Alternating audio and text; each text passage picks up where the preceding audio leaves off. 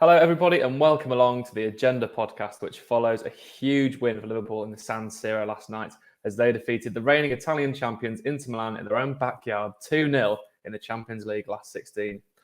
Though the scoreline suggests Liverpool cruised to victory, it was in fact an heroic defensive display from the Reds, who were under the cosh, to be fair, for large periods of the game. But there was one specific star last night in Virgil van Dijk, and the question on this Agenda podcast is Virgil van Dijk back to his best? Well, joining me, Patrick Smith, is the one and only Theo Squires. So, Theo, is Virgil van Dijk back to his prime self? That's a hard question because before, when he was back to his best, or when he was at his best, he was doing it consistently, wasn't he? For like 2-3 years, he was the very best centre-back in world football. And I'd say he needs to do it a bit more consistently at that level for the rest of the season and take Liverpool to trophies. So if we're talking in May, and Liverpool have won the Champions League, or they've somehow managed to claw back the gap in the Premier League and managed to overtake City and win the title, then you say, yeah, defensively, that is very much because Virgil van Dijk is back to his best. There are signs now there he is showing his form again, that he is getting up to that level, but there have been times when Liverpool have been a bit shaky defensively in recent weeks, and they've had to call upon Alisson to bail them out time and time again. But having said all that, yesterday was one of those peak Van Dijk performances. It's why he joined Liverpool in the first place. He wanted these big Champions League nights, and all due to respect to like a Burnley or someone like that, they're not as glamorous as going to the San Siro. Going and playing in Inter Milan, one of these big names and a knockout football, is what all these top players want to do. They want to go to these stadiums, they want to go to these arenas against the best players and show why they are the very best. And this is what it was for Van Dijk yesterday. Given the armband with Henderson and James Milner on the bench, he rose to the occasion and he was so good. We're all going to talk about that moment against Martinez when he just didn't want to run at him when it was one-on-one. And there's so many other times when he's like against Dumfries or these players where he's sliding in or barging them off the pitch. He's just a proper leader, proper defensive display from him. One moment I think that always stands out from his Liverpool career was against Spurs. I think it was in 18-19 when he was the last defender and they had Son and Harry Kane, I think, attacking him. And despite the fact that he didn't touch the ball, he managed to completely take the chance away from him by holding his ground perfectly. While against Martinez, it wasn't quite that situation again. It felt like it because it could have been a big moment if he managed to burst past him. Like Martinez, he's one of the best strikers in Italy. He's got a bit of pace about him. And the fact that he just looked at him and went, nah, Virgil van Dijk, let's just keep possession there. He's still that intimidating presence. But everything else about his game yesterday, whereas the passing, I think he was the most successful passer in the Liverpool team, was Van Dijk, winning the aerial balls, holding his defensive line well. It wasn't, I'm not going to say it was much needed because Liverpool have been strong defensively, even if they've had to rely on the keeper in recent weeks. But it was definitely yes, Virgil van Dijk is back. It was a statement from him for sure. I mean, obviously, we're all aware it was a horrendous career-threatening injury. He was out for such a long period. It's a very long recovery period. He's obviously going to lose some physicality, be it speed, strength, aerial duels. And he has been a bit of a cancer at the start of this season. But now, Theo, as it showed last night, Martinez, Dumfries, Perisic, all these rapid players, physical players. And he's right in amongst it again, isn't he?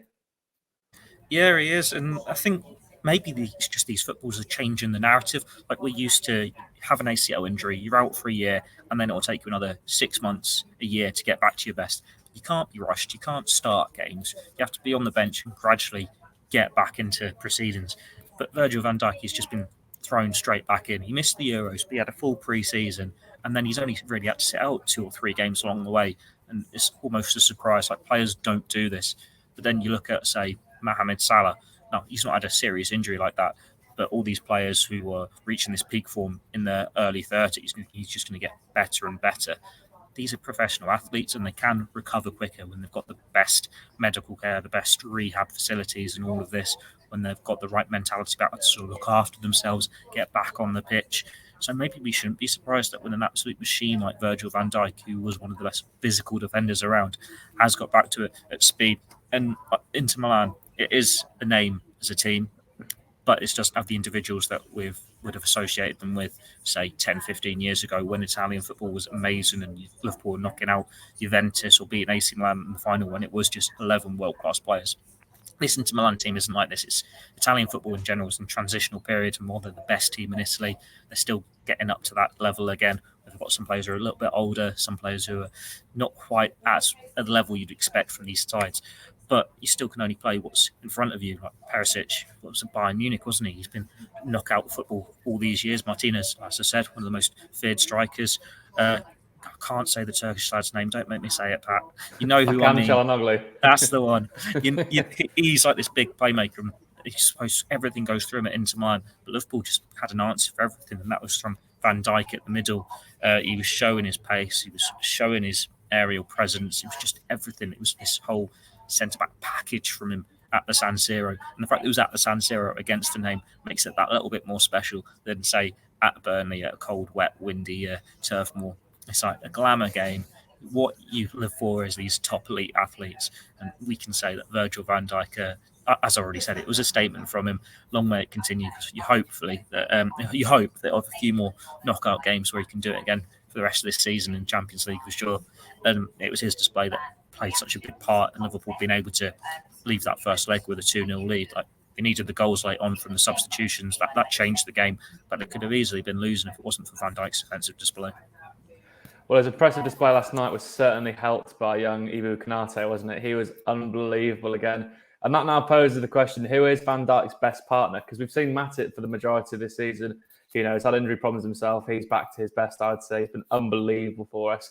At times, even outplayed Van Dijk. But Konate again last night, Theo. What a performance from him. Yeah, it was a great performance from Konate, and you can see why Liverpool waited to sign him.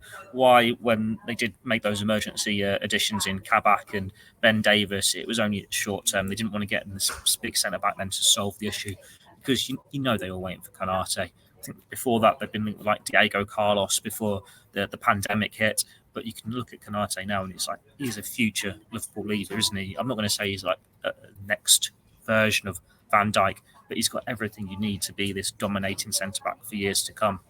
He can pass the ball well, he can bring it out of defence, he's strong in the air, he is big, he is hard to get past, and he's got the pace as well. Whenever we do our team predictions in recent weeks, whenever you look at a front line and got a bit of pace about them, you'd much rather have Konate in there than Matip. And I know Klopp doesn't really choose his team like that. He has stuck with Joel Matip for the majority, and then he'll take him out to protect him because that injury record. You don't want to see him play every week and then just pick up another bad injury. But there does come a time when they need to think of the future. And Joel Matip, as good as he's played this season, he's not Liverpool's future. Like, you compare it to the front three, they're all the same age, out of contract at the same time. But you think Salah's the one you want to keep. You can afford or accept losing the other two if you keep Salah. With the centre backs, you can maybe have one of them aging. Van Dijk, he's got his long-term contract, great. But you don't want another 2-3 to get aging with the injury records or on big money or whatever. And there might come a time when Matip either drops down the pecking order or is sacrificed for a younger player to come in. But then that's why you've got Konate there as this replacement. And there will be a time when he is the first choice, I think, alongside Van Dijk, so they can forge that partnership together. So it can be this great partnership that Van Dijk's already had with a Matip or a Gomez. He is the future of Liverpool's backline. Van Dijk said that himself, and it was a video he did with the club with Gomez and Konate when he said, "These are my replacements." This could be a Liverpool partnership for 10 years. It just depends how long Van Dijk is around. And it's telling that Konate is the one who gets turned to.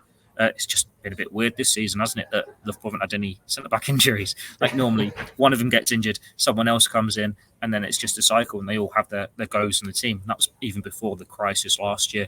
When you had Lovren, Matip and Gomez, it was always they'd do about a third of the season each. And now you've got the fact that Konate's on the sidelines waiting for his opportunities. Matip's as fit as he's ever been, playing more games than he's ever played. I think when I did a piece on him in the summer, he was averaging half a season at best on appearances. I think it was 19 Premier League appearances. I'm pretty sure he's already smashed that this year, or overall anyway.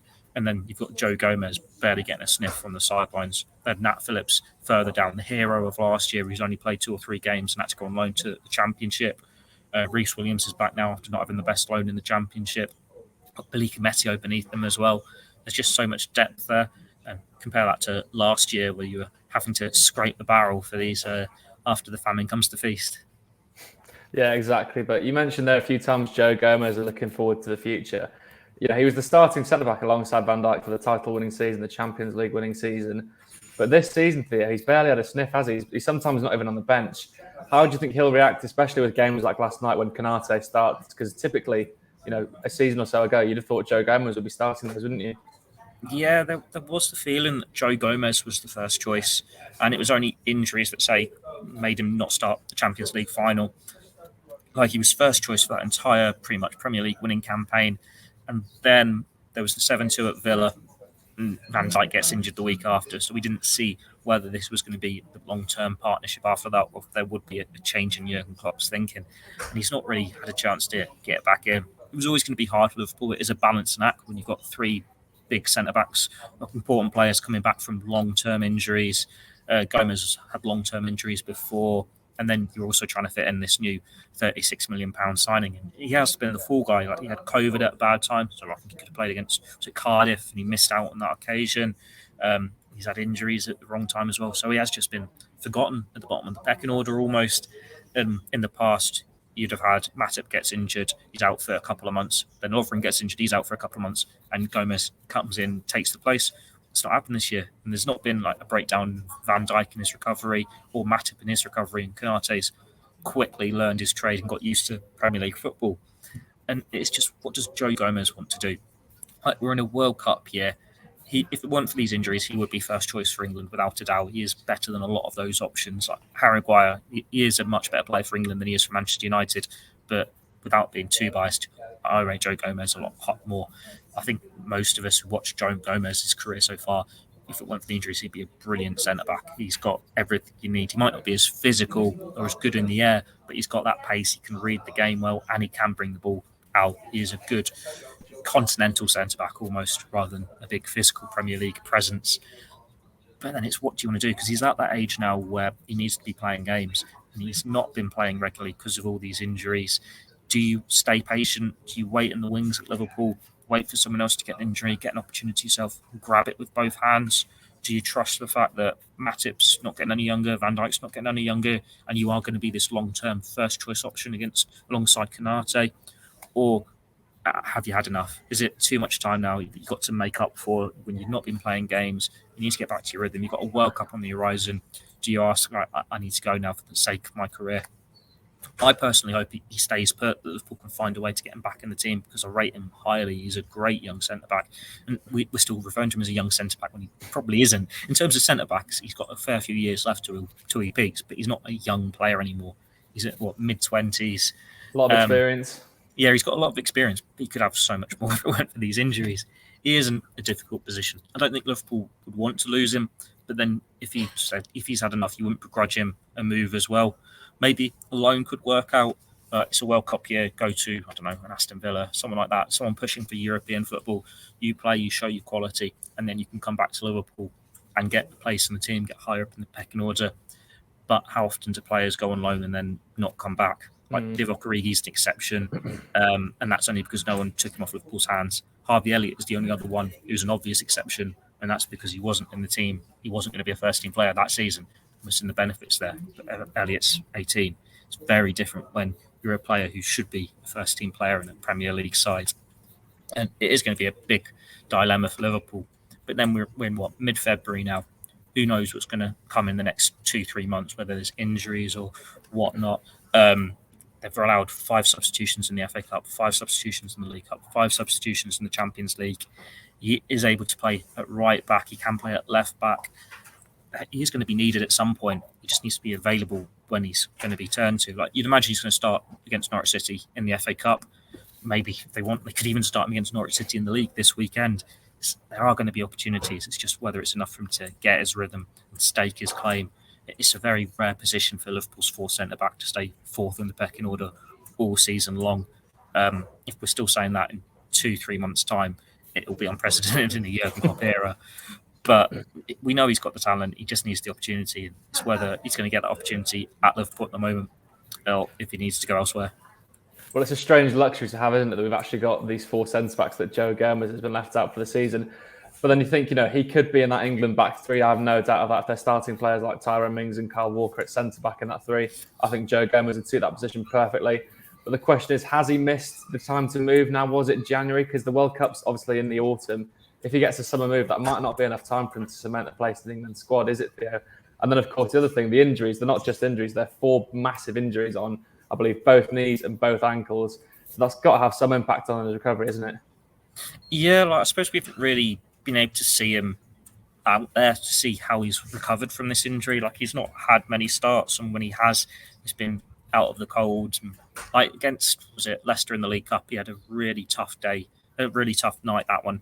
And he was against a teenager and Billy Kometio, and up against Patson Daka, Jamie Vardy, pace getting in behind, and it needed Konate to come on to turn that around. But you're not going to find rhythm. They are 2 serious injuries. I'm going to see Van Dijk for half a season now. I'm going, yeah, he's back to his best, but we've not been able to see whether Gomez can do it. I wouldn't say it's too late for him to get a move if he needs a move or anything. The World Cup is November, December time. If he goes, say, if he does leave either on loan or permanently, we're talking June, July, August at the latest. He's got a good few months there to find a place for him. But then someone could get injured. He's back in the Liverpool reckoning. He's in that starting 11. Or he has the pre-season of his life and he's up there in contention as well. I think he's out of contract in 2024. So is Joel Matip. If you're looking at it from a selfish Liverpool point of view, Gomez is the one you keep beyond 2024, not Joel Matip. If you can rely on him to stay fit, he's got so many years ahead of him. As Van Dijk said, these 2, in him and Konate, should be the future of Liverpool's backline. It's just whether they stay there. They need to be conversations behind the scenes, and I'm sure there are conversations behind the scenes about what is next for Joe Gomez, whether he is going to be part of Liverpool's future, whether he needs to go out on loan, whether it's thanks for winning the Champions League and Premier League and playing this big part, but you're not going to get what you need here. But then Van Dijk's 30, 31, Matip's around the same. In 4 years' time, when they're at a time when they might not be near a starting level, they have to be dropping down that pecking order. 27, 28, 29, Joe Gomez could be exactly what your backline needs alongside Konate. But then you're looking at the next generation of centre-backs too. Liverpool could have another world-class youngster coming through who could fill that gap. Or there might be someone on the market that they want to sign. But if you want to sign a big class centre-back who can step in, they're going to cost you at least 36 million, as Liverpool found out in the summer. Why go and spend that much on a centre-back when you've got someone as good as Joe Gomez in your ranks, so you don't need to spend anything else on? It is a dilemma for the player, for the manager, for the club. They've got the options there. It's just what's the best solution for all of them. Theo, for my final question, I'm going to bring it back around to Virgil van Dijk. Simple one. Is he the best centre-back in the world? Who's better? He is the best centre-back, that's far. I think we say Mohamed Salah is the best player in the world because it's that transitional period in world football where you've got the next up-and-comers who aren't reaching their peaks yet, and the Messis and the Ronaldos are on the decline, and Salah's just stolen that mantle. Well, Van Dijk being out for a year, you haven't looked around and said, oh, that centre-back's come in and been one of the best in his place. There is no one who's managed to take his crowd, and he's just come on, picked it up, and been as good as he was before. In Premier League, you're thinking one of the best centre-backs around Thiago Silva, and he's 36, 37. So Van Dijk is still very much the best. And if he can keep up his level of performances and stay fit, when defenders can keep going on for a good while yet, he could have another 4, 5, 6 years at this level as the best centre-back in world football. You think of greats from our generation, you think of Sergio Ramos, Carlos Puyol, Gerard Piqué. They might not be at their peak levels for that whole way through the career, but are still at a pretty impressive level right until the end. I'm going to throw Cannavaro in there as well, Ballon d'Or winner. Not going to say Van Dijk's going to put in a season of his life and be in Ballon d'Or contention again, but yeah, there's no one who can rival him. He is the best centre-back in world football. You never know, Theo. If the Dutch win the World Cup, Van Dijk could find himself with a Ballon d'Or. Couldn't be the first defender to obviously win it since Cannavaro. Was it 2006? He must have won it. Yeah, 2006. That's a big prediction. So we're saying what? Salah wins it in 2022. Van Dijk wins it in 2023. Well, that's unless Wales qualify and obviously win the World Cup, Theo. But yeah, I'll let him have that shout just in case. That wraps up the show. Well, Van Dijk is certainly back to his best, isn't he? And so are Liverpool as the hunt for the quadruple rumbles on. So until next time on the agenda, it's bye for now.